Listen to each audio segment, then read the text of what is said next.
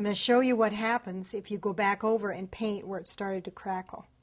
See how it wads up? That's a mistake you do not want to make.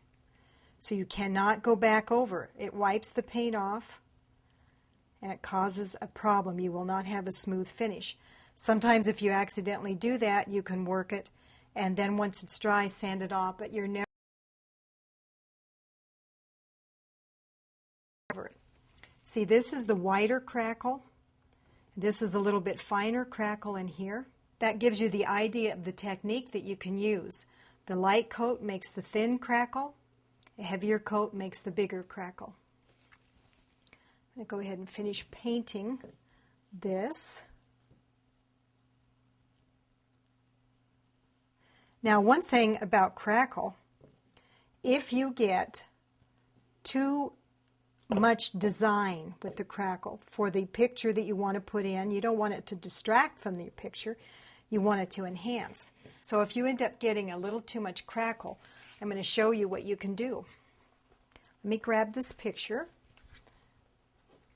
This is an example of an entire crackle finish on a frame. And if you notice, it's fairly big crackle. And when I got it finished, I felt like the crackle was too strong for the painting. So I did a wash over it, which means you take white or any color of your craft paint, you thin it down with water, and you brush over it. And that will fill it in a little. You still see the crackle, but it's not as strong. So that's a good hint to remember, and it's just another technique to use your crackle. When this is finished, I will show you how to do an antiquing wash over it. So you can see some of the other possibilities you have. We just need to let our paint dry. What I will do is go in here now and try to wipe off some of the paint, not over the crackle, but some of the paint that I might have on too thick because we have to apply it fairly quickly, as you saw for the results.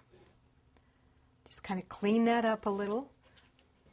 I kind of like this spot where it didn't quite cover, so I'm going to leave that. I think we'll try to get some of these. See what happens? If you retouch that crackle, it'll just pull your paint right off, which might not be an altogether bad thing, but usually you're going for a certain look and that doesn't achieve the right look. So as soon as this is dry, we'll be back to finish the aging process.